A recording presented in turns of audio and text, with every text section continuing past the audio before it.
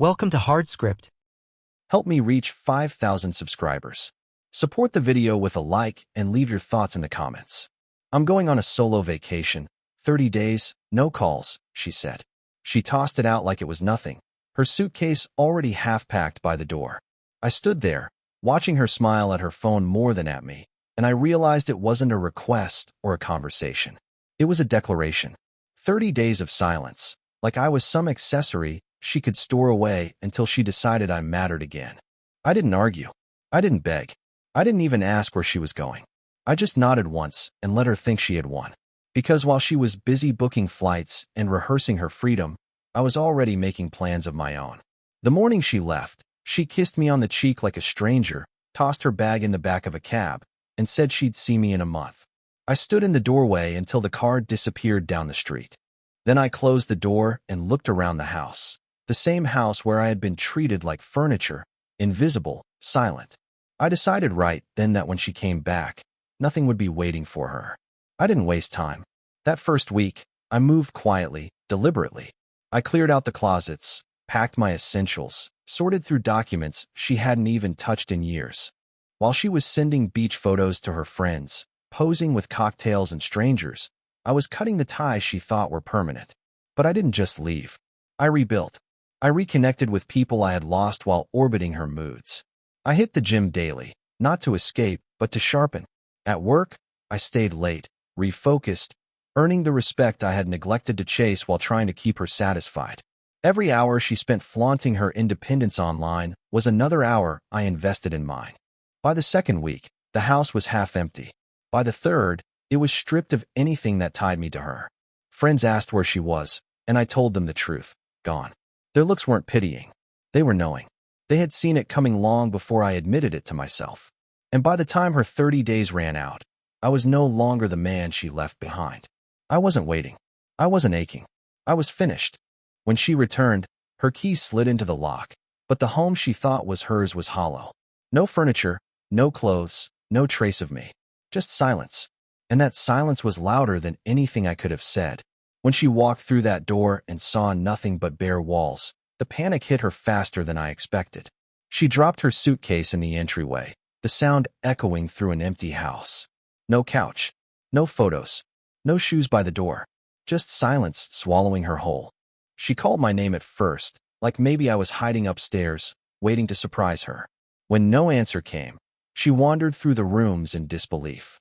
She opened closets I had emptied weeks before, touched drawers that now only carried dust. Every step revealed the truth. I hadn't just left. I had erased myself. She grabbed her phone, dialing me over and over. My number still worked, but it rang into nothing. Then came the texts. At first casual, as if she could laugh this off. Okay, very funny. Where are you?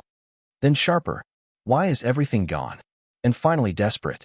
Please tell me you're coming back. I let the messages pile up, each one more frantic than the last.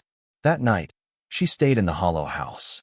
No food in the fridge, no blankets in the closet. Just her suitcase and the realization that her 30 days of freedom had cost her everything. She thought silence was hers to command. She thought she could disappear and return to find me waiting. Instead, she was the one abandoned, left with an echo of the life she'd mocked and ignored. Meanwhile, I was living in a new place across town, one she would never find. Clean, simple mine.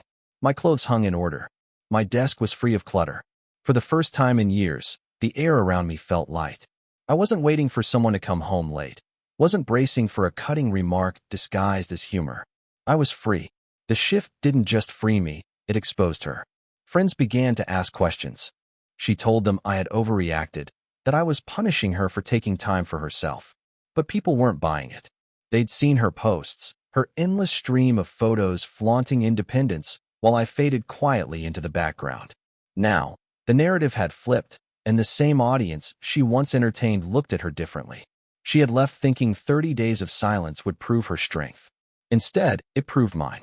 And for the first time, she was the one staring into the void, realizing silence doesn't wait, it consumes.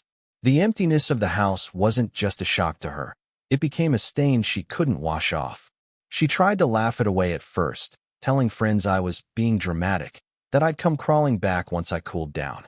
But the problem was, I wasn't cooling down. I was gone. And every day I stayed silent, her story fell apart a little more. I started to hear about it through mutual friends. She was calling everyone, weaving excuses, trying to paint herself as the victim. But the more she talked, the more people remembered her own words. The photos she posted on her trip, captioned with smug lines about freedom. The way she bragged about 30 days without me. The audience that once cheered her independence now started asking a quieter question. What kind of woman abandons her husband for a month and expects him to wait? While she scrambled to hold on to her image, I was rebuilding mine. At the gym, I pushed harder, transforming the body she once mocked as comfortable into something leaner, sharper. At work, I stopped fading into the background and started taking ownership of projects. My boss noticed. So did my coworkers. Suddenly, the respect I'd been starved of at home started showing up everywhere else. I didn't chase attention. I didn't post about it. But people saw. They always see when a man changes, especially when he does it without noise. She, on the other hand, was unraveling. I heard she tried to host a dinner with her friends, but half of them didn't show. Those who did spent the night whispering about me while she forced a smile and insisted she was fine. But pity clung to her like perfume gone sour. She hated it. She had built her whole identity on being untouchable, admired, envied. Now she was reduced to hushed sympathy, the woman who came home to an empty house. Her messages to me grew longer, more frantic. Apologies mixed with accusations, begging tangled with anger. I read them all and responded to none. Because the truth was clear, she hadn't lost me when she walked out for her 30-day escape. She had lost me long before, with every dismissal, every careless word, every time she treated me like an afterthought. All I had done was show her the silence she had gifted me, amplified and permanent. And the more she fought it, the clearer it became. She wasn't just fighting for me. She was fighting against the reality that I no longer needed her.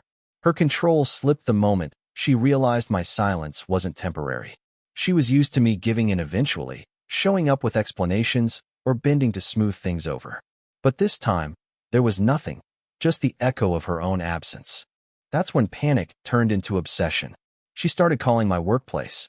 At first, she asked if I was there, pretending it was casual. When she was told yes, her tone shifted, sharper, desperate to know who I was with, what I was doing. My coworkers told me later how awkward it was, how her voice cracked when they wouldn't feed her answers. She had gone from the woman who laughed about 30 days alone to the one begging strangers for scraps of information about me. I didn't return the calls. I didn't explain myself to her or anyone else. I just kept moving forward. My new apartment was starting to feel like home, not because of what I put in it, but because of what was missing. No criticism waiting behind the door. No cold silence laced with contempt. Just peace. Her friends reached out to me, too. Some said she was unraveling, that she cried when she thought no one was watching. Others hinted she was angry, lashing out, blaming me for embarrassing her. I didn't correct them. I didn't justify myself.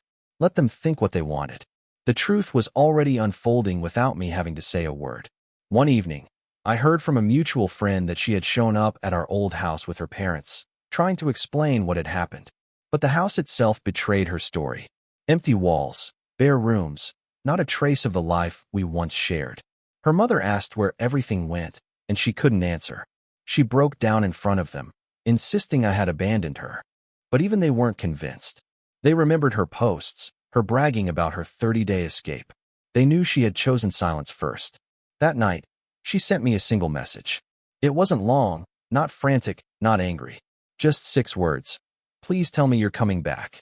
I stared at the screen for a while, then set the phone down without typing a word. Because the truth was simple, I hadn't left in anger. I hadn't left to punish her. I had left because, for the first time, I understood I didn't owe her an explanation. She thought silence would make her free. Instead, it left her trapped in the emptiness she created. And I wasn't about to break that silence for her. Her reputation had always been her armor.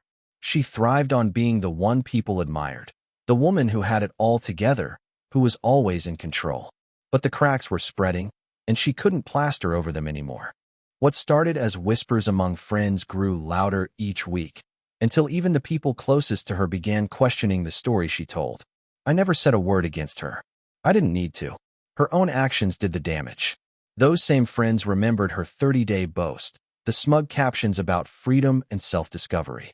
Now, when she tried to spin herself as the victim, it rang hollow. They pitied her, but it wasn't the kind of pity that softens a fall. It was the kind that strips away status and leaves nothing behind. At a small gathering one weekend, I arrived without her. I wasn't hiding anymore. I walked in with confidence, sharper in my appearance, more focused in my demeanor. People noticed the change immediately. They asked where she was, and I answered simply, "She made other choices." I left it at that. The silence that followed told me they understood more than I was saying. Meanwhile, she was unraveling in public. A mutual friend told me she had broken down in the middle of a dinner, tears streaming while she tried to convince everyone she hadn't meant for things to go this far. But instead of sympathy, she got stares. Her audience, the one she had always counted on, no longer applauded her. They looked at her as if she had become a stranger. The shift wasn't just social, it was personal. She began reaching out to people she had once ignored, desperate to rebuild bridges she had burned. Old friends she'd cut off for not being good enough suddenly mattered again. But it was too late. They saw the pattern. They saw the cracks. And none of them rushed to save her. While she scrambled, I thrived. At work, I earned a promotion. At the gym, I built myself back into a man I respected when I looked in the mirror. And every day, I grew colder toward her, more distant, more unreachable. She had spent years making me feel invisible. Now, I was the one standing in plain sight, and she was the one fading into the background. She used to joke that I couldn't survive without her. But the truth was brutal and undeniable. She was the one who couldn't survive without me. And everyone could see it now. By the 6th week after she returned, the panic had settled into something darker, fear. She no longer acted like the woman who left for her 30-day escape. She acted like someone stranded, clawing at whatever scraps of control she could find. But every time she reached, her hands came back empty. She tried calling my family, hoping they'd take her side. My sister told me later how the conversation went. She had begged for sympathy, painting herself as misunderstood, insisting she only needed time to find herself. But my family knew better. They had seen me carry the weight of that marriage alone. They had watched me fade into silence while she thrived on attention. Her words didn't move them. If anything, they confirmed what they already knew. At work, I stayed later, built more, pushed harder. The recognition I earned wasn't just professional, it was personal. People saw a man reshaping himself, reclaiming what he had lost. They respected the quiet way I carried myself, without bitterness or explanation. She had tried to humiliate me with absence. I answered with presence. Strong, steady, undeniable. The more I grew, the more isolated she became. Friends stopped visiting. Calls went unanswered. The pity that once hovered around her turned into avoidance. Nobody wanted to be caught in the spiral of her self-made downfall. And for the first time, she had no one left to perform for. That was when she turned back to me in full desperation. The texts grew longer, paragraphs bleeding with apologies and promises. She wrote about starting over, about being better, about learning her lesson. But the words were hollow. They weren't born of love. They were born of fear. Fear of losing the man she once believed she could discard without consequence. One evening, I returned briefly to the old neighborhood to collect the last of what was mine. I didn't tell her. I didn't announce it. I moved quietly, deliberately, as always. When I walked through the house, she was sitting on the floor in the living room, surrounded by empty walls.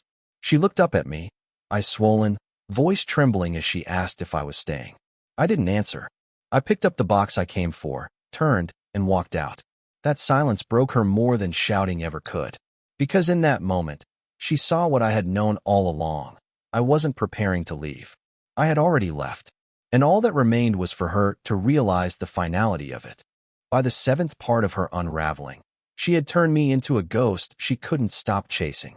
Everywhere she went, she looked for traces of me.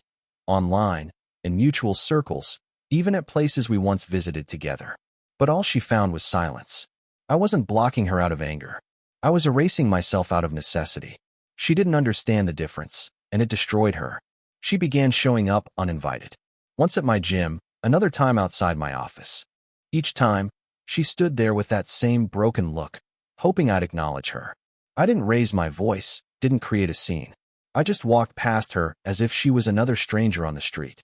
That quiet dismissal cut deeper than any words could have. I could see it in her eyes. She wasn't used to being invisible. Now, invisibility was all she had. Her social mask collapsed soon after. The friends who still entertained her calls told me she couldn't stop talking about me, couldn't stop spinning stories about why I had left. She tried to paint herself as misunderstood, tried to frame me as cold, heartless. But the truth was already out there. People remembered her bragging about 30 days of silence, about needing space. They knew she had gambled with our life together, and she had lost. I didn't need to defend myself. Her own words had turned the crowd against her. Every time she tried to justify, she sounded more desperate, more hollow. Pity became avoidance.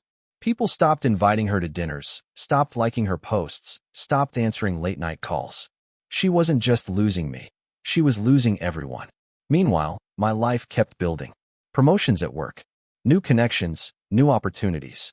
Even old hobbies I'd abandoned came alive again. I wasn't performing for anyone. I wasn't trying to prove a point. I was just free. And that freedom carried more weight than revenge ever could. The more she reached for me, the more she realized I was beyond her grasp. I wasn't fighting her anymore. I wasn't fighting at all. I had stepped into a different world, one she couldn't touch. One night, I heard she had shown up again at the empty house, sitting on the front steps for hours, waiting for me to return. But the house was no longer mine. The locks were changed. The keys abandoned. She sat there in the dark, waiting for a ghost. And that was the cruelest truth of all. I wasn't hiding from her. I was gone. The first time I walked into a gathering without her, it felt like shedding the last layer of a heavy skin. I wasn't nervous. I wasn't guarded. I was simply myself, standing taller, sharper, calmer than anyone remembered me. People noticed. They asked how I'd been, and I told them the truth in a single line, better than ever. I didn't elaborate, and I didn't need to. My presence spoke for itself. She, on the other hand, was unraveling in the same circles. A friend pulled me aside and whispered that she had tried showing up at another dinner party, uninvited. She was visibly shaken, rambling about how everything had been a misunderstanding, how she deserved another chance. The room had gone silent. No one wanted to hear it. She wasn't the center anymore. She was the disruption. While she fought to patch her image, I was building mine from the ground up. I joined new groups, met people she had never touched, expanded into a life that had nothing to do with her. The freedom was intoxicating. I didn't post about it, didn't flaunt it. But those who saw me could feel the difference. They saw the weight lifted, the quiet confidence that comes when a man stops living for someone else. She noticed too. I could tell from the messages that slipped through, shorter now, almost childlike in their simplicity. I saw you look happy. Do you ever think about us? I never replied. She had once thrived on public applause, turning me into the backdrop of her performance. Now she was reduced to begging for scraps of acknowledgement, and I gave her none. One evening, I was out with colleagues celebrating a major project when her name lit up my phone. I didn't even hesitate. I let it ring and slid the phone face down on the table. The conversation continued, laughter filling the air, and I realized just how far I'd come. I wasn't haunted by her anymore. She was haunted by me. People started to talk about the transformation, not hers but mine. They admired the discipline, the composure, the silence that spoke louder than anger ever could. And the more they praised me, the smaller she became in their eyes. She once believed 30 days of silence would prove her independence. Instead, my silence proved her irrelevance. And the best part? She knew it. By the 9th step, there was nothing left to salvage. She had spent weeks clawing at the remnants of what we once had, but the truth was already sealed. I wasn't hers anymore. The final moves I made weren't about anger or revenge. They were about clarity. About cutting the last threads so there would be no way back, no possibility of her twisting the story again. I started with the legal ties. Quietly, efficiently, I filed the paperwork. Divorce wasn't a threat, it was a decision. I didn't tell her directly. She found out the way she deserved, through an envelope delivered to her door. Friends later said she broke down when she opened it, sobbing in disbelief, calling me heartless. But I wasn't heartless. I was finished. Next came the finances. Every account we once shared was already emptied of my presence. The bills she ignored were now hers alone. The credit cards she had treated like endless resources were gone. The safety net she thought I would always provide had been cut, and for the first time, she had to face the world without me carrying her weight. Socially, the shift was just as brutal. She tried to spin the narrative one last time, reaching out to old friends, painting herself as abandoned. But the story didn't land. Too many people remembered the way she had bragged about her trip, the way she had dismissed me before I ever dismissed her. Her words fell flat. Their sympathy ran dry. She was left talking to herself in empty rooms. Meanwhile, I was already stepping into a new chapter. I didn't flaunt it, didn't announce it, but people saw. The promotions, the renewed energy, the steady way I carried myself. I wasn't chasing applause, but respect has a way of finding a man who stops living in someone else's shadow. The last time I saw her was unplanned. She spotted me across a parking lot and froze. Her eyes locked on me, searching for a crack, some sign that I might still be hers. I gave her nothing. I walked past with the same calm composure I'd carried since the day she left for that 30-day escape. And in that silence, she finally understood. She hadn't just lost me. She had lost everything she thought she controlled. The final step was already in motion. All that remained was the quiet, inevitable end. The final act didn't come with shouting, broken dishes, or slammed doors. It came with silence, the kind that seeps into every corner, the kind that can't be ignored. By the time the divorce was processed, my life had already shifted beyond recognition. The paperwork was just a formality, a signature confirming what I had already lived for months. She tried one last time. A message, short and trembling. "Can we talk?" Just once. I looked at it, felt nothing, and let it sit unanswered. There was nothing left to say. Words had always been her weapon, her way of twisting control. Silence was mine, and it was stronger. I finished moving out of the old life in pieces. A few last possessions, stored away neatly in my new home. Nothing sentimental, nothing tying me to what used to be. I wasn't leaving room for her ghost to linger. Every trace of her had been cut away with surgical precision. She had wanted 30 days without calls, without me.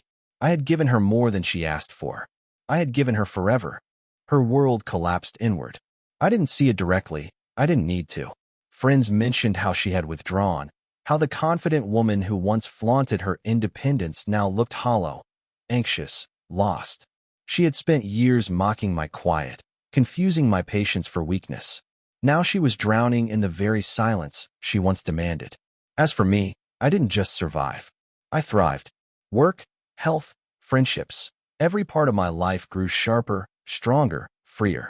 I wasn't weighed down by her presence, by her need to control, by her endless performance for an audience that had long since stopped caring.